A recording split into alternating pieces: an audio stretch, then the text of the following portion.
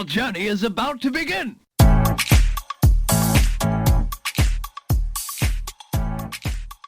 Hello à tous et bienvenue dans Happy Healthy Funky, le podcast pour oser la réinvention professionnelle et enfin kiffer sa vie pro.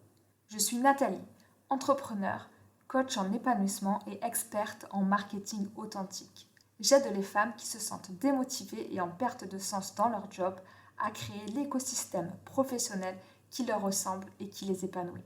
Que ce soit en changeant de poste, en bifurquant de voie, en se lançant dans l'entrepreneuriat ou un subtil mélange de tout cela. Dans l'épisode du jour, on parle de connaissance de soi, de confiance en soi, d'émotions et de nouveaux horizons. On aborde de vrais sujets de vie pour nous questionner, nous inspirer et tendre vers l'épanouissement professionnel et au-delà, pour nous, les femmes modernes qui veulent vivre leur meilleure vie sans compromis. Allez, viens, je t'emmène avec moi.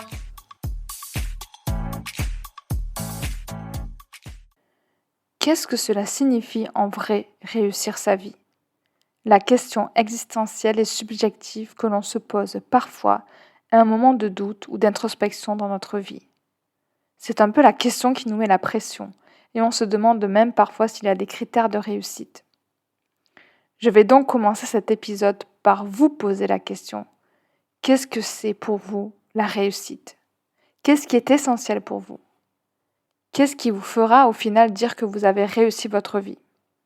Déjà, essayons de bien distinguer le succès de la réussite. Ces notions peuvent sembler très proches, mais elles sont en fait profondément différentes.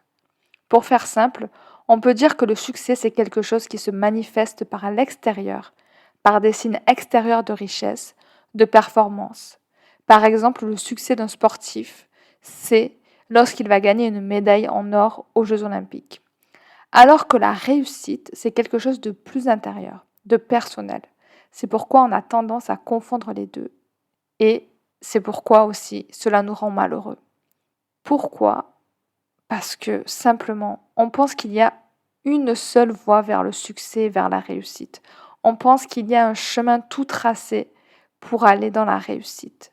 Et que l'on est tous pareils et qu'on doit se conformer au modèle de la société et à ce qu'on voit chez les autres. La réussite est donc une notion très subjective. Pourquoi ? Parce que si vous posez la question à 100 personnes différentes, il y a fort à parier que chacune aura une notion différente de la réussite. Certaines vont vous dire que réussir, c'est être riche. D'autres penseront que c'est d'être quelqu'un de bien, être heureux, fonder une famille, s'épanouir. Pour d'autres, ce sera avoir de l'impact, accomplir des choses importantes ou contribuer à quelque chose de positif. Derrière la notion de réussir sa vie, chacun de nous a donc sa propre définition.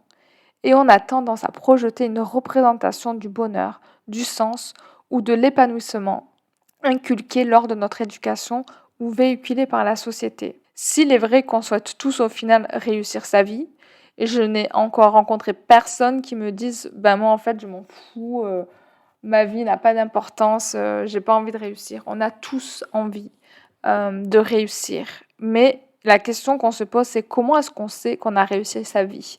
Est-ce qu'il va y avoir des petits cœurs qui vont apparaître à un moment donné ? Je ne suis pas sûre. Du coup, sur quels critères se base-t-on ? Et pourquoi nous avons tendance à nous comparer lorsqu'il est question de réussite ? Si mes critères de réussite qui me sont propres sont complètement différents des tiens, pourquoi alors est-ce que l'on se compare ? C'est vrai, c'est une très bonne question quand on y réfléchit. La notion de réussite dépend de chacun. Il n'y a pas vraiment un seul modèle de réussite, pas un seul chemin similaire. Ton chemin à toi de kiff et d'épanouissement ne sera donc pas le même que le mien, ni celui d'une autre personne. Il t'est propre.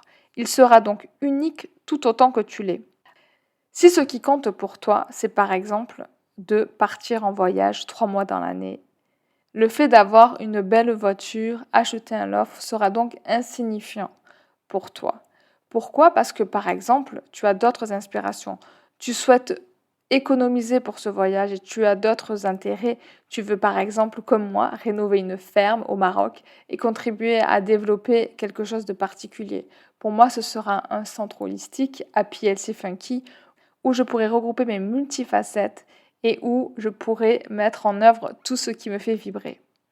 Maintenant que nous avons bien mis en évidence la notion de réussite subjective et propre à chacun, on peut se demander alors pourquoi cette idée de réussite, de réussir sa vie nous importe autant. On parle souvent de cases à cocher. Pourquoi ? Parce que la publicité, le cinéma, les films et les réseaux sociaux nous ont longtemps raconté la même histoire. Est-ce que cela te parle à toi aussi ? On a tous reçu l'idée que la réussite, c'est d'avancer sur un chemin tout tracé, c'est-à-dire aller à l'école, bien travailler, avoir des diplômes, avoir un bon travail en CDI si possible, et acheter une maison avec le mari qui va bien, faire des enfants, fonder une famille et avoir un crédit sur le dos. Une vie bien rangée, sans grandes aventures, avec une bonne situation et le plus de sécurité possible. Ce modèle de réussite est celui que nous avons vu et reçu depuis notre plus jeune âge, et c'est ce qui nous paraît normal pour nous. Notre entourage, la société. En fait, c'est la norme en quelque sorte. Cette réussite, justement, est souvent imposée par l'extérieur, par la société, comme je viens de le dire. Et c'est une réussite qui se voit et qui s'incarne le plus souvent dans quelque chose de matériel ou physique, comme une belle voiture, un bon poste, un bon salaire. C'est un peu comme cocher toutes les cases, travailler en pensant au week-end, partir en vacances lors de nos congés payés et attendre la retraite pour apprécier la vie. Et si on voyait au-delà de tout cela ? Et si ce concept de réussite était justement uniquement une représentation influencée par là où on vit et par notre société ?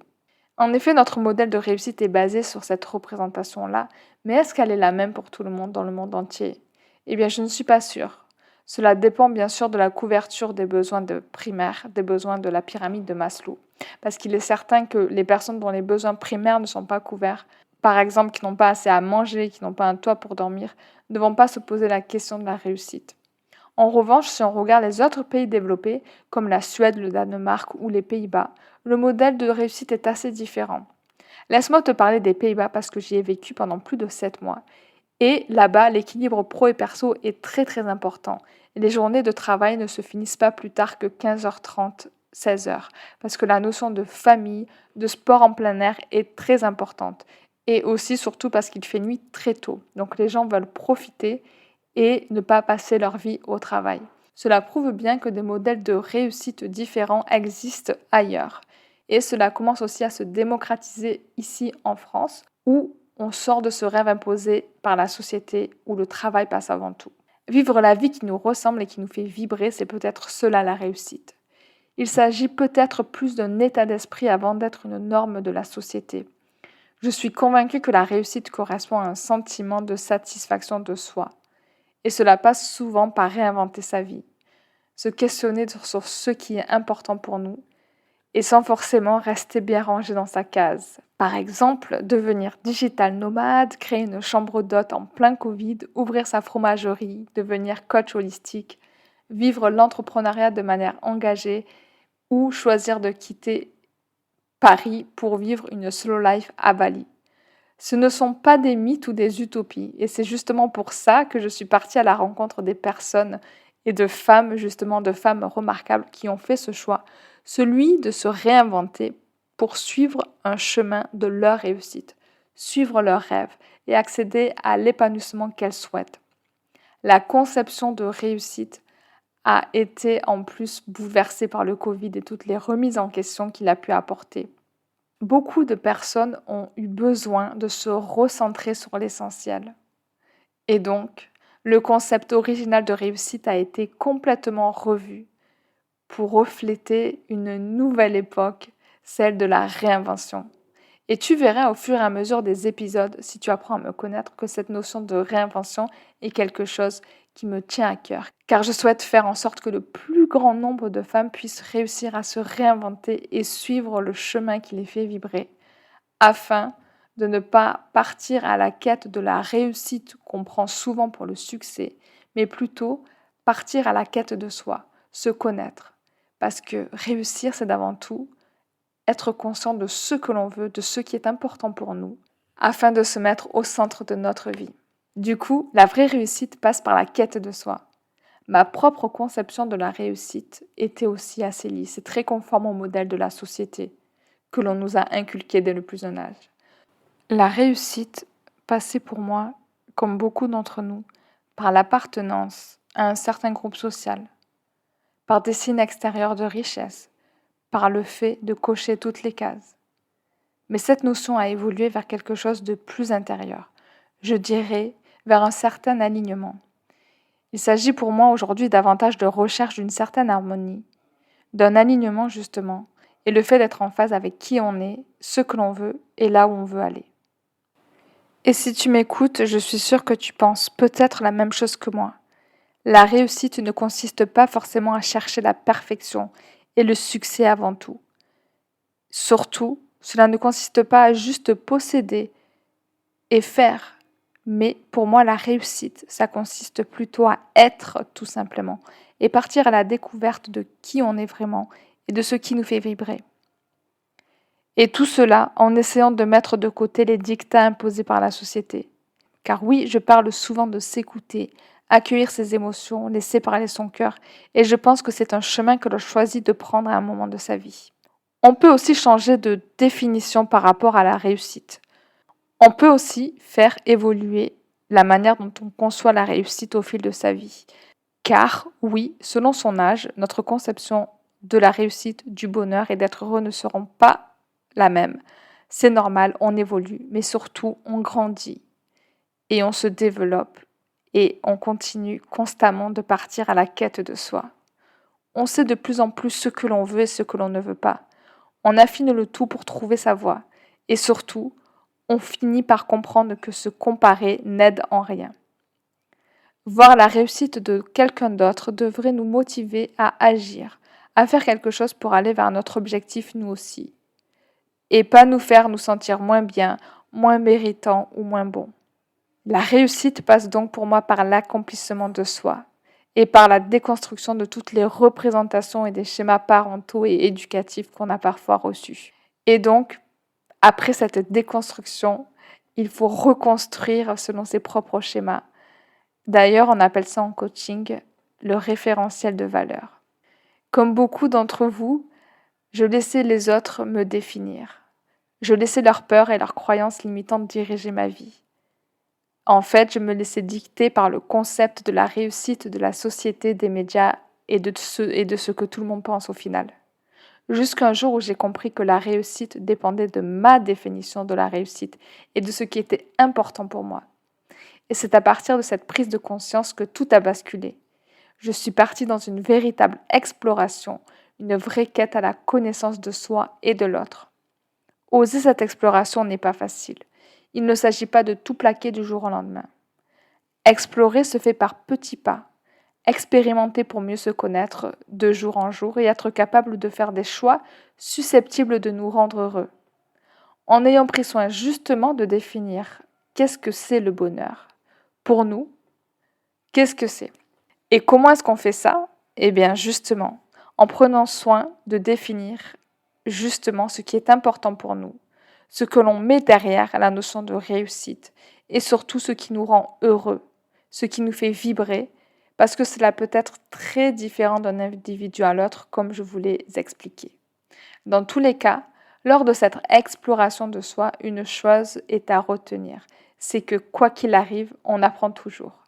D'ailleurs, cela fait écho à une citation très forte et très pertinente de Nelson Mandela, qui me plaisait de citer alors que j'étais encore en quête de réussite lorsque j'ai intégré mon école de commerce. Je disais toujours, je ne perds jamais, soit je gagne, soit j'apprends. Mais cette citation, je vous la transmets aujourd'hui car je pense qu'elle est très très très vectrice de sens. Ce sont donc ces notions de progrès et d'apprentissage, d'évolution qui semblent au cœur du sentiment d'accomplissement. Et donc, on a vu que par rapport à la notion de réussite basée sur le matériel du début, on en est très très loin. Du coup, comment évaluer alors lorsqu'on a réussi, lorsqu'on est dans cet accomplissement de soi? Eh bien, c'est assez complexe, mais les éléments que j'ai pu recueillir auprès des femmes que j'ai accompagnées et que j'ai interrogées jusqu'à présent, c'est que la réussite et l'accomplissement de soi, ça passe par être véritablement soi-même, se sentir sereine et en joie, être aligné, cœur, corps et esprit, avoir du plaisir, kiffer, se sentir utile. Se sentir accompli, c'est se dire que je me lève le matin pour quelque chose qui me booste et qui fait que je kiffe ma vie tout simplement, avec les petits bonheurs quotidiens. On est bien loin de la réussite avec strass et paillettes, la notion d'argent, n'est même pas abordé par la majorité des femmes qui ont réinventé leur vie. Alors oui, l'argent est important parce que ça peut nous aider à accomplir nos projets, mais l'argent ne fait pas le bonheur. Il y contribue certes parce qu'il nous laisse le choix de pouvoir mettre notre énergie et notre matériel là où ça nous tient à cœur. On l'a vu, avant d'en prendre conscience, la réussite est d'abord ce que la société nous montre. Puis nous l'intériorisons, nous nous l'approprions, et une fois notre, elle évolue encore selon notre propre chemin, notre propre avancée. Pour finir, j'ai envie de te reposer la même question qu'au début de cet épisode. Qu'est-ce que cela veut dire réussir pour toi, après tous les éléments que je t'ai partagés ? Tu as vu certainement que la réussite ne se contentait pas d'être uniquement un élément matériel, mais c'était un concept beaucoup plus vaste, qui était lié à la connaissance de soi, à l'accomplissement de soi et du sens qu'on donne à sa vie, dans tous les domaines qui nous sont chers et qui sont importants pour nous à un moment donné et qui peuvent évoluer avec le temps. Eh bien voilà, je te laisse avec cette pensée. Le fait que pour s'épanouir aujourd'hui, cela ne veut pas dire forcément suivre le modèle de réussite qui nous a été imposé par la société ou que notre entourage a projeté sur nous.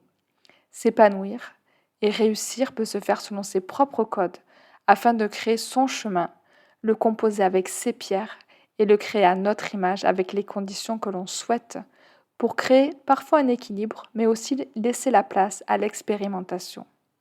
On dit qu'on n'a qu'une vie, mais rien ne nous empêche de nous réinventer au cours de cette même vie et accepter les différentes facettes qu'elle peut nous offrir et rayonner tel que l'on est. D'ailleurs, pour t'aider sur ton chemin de réinvention, je t'ai préparé un guide que tu pourras télécharger afin de faire le point sur les différentes facettes de ta vie et te questionner justement au-delà de la réussite sur ce qui t'épanouit avec les 7 questions que j'appelle Power, qui sont hyper puissantes afin de faire un état des lieux de ce qui t'épanouit aujourd'hui et ce que tu as envie de changer. Tu verras, cela secoue un petit peu, mais c'est la première étape dans la quête de soi. Merci beaucoup d'avoir écouté cet épisode. J'espère qu'il t'aura aidé à avancer sur ton chemin, où que tu sois. N'hésite pas à venir me faire un petit coucou sur Instagram, @happysfunky, à télécharger ton guide pour avancer vers ton chemin de kiff. Et surtout, si cet épisode t'a plu, n'hésite pas à me laisser un avis 5 étoiles afin de faire connaître Happy Funky au plus grand nombre.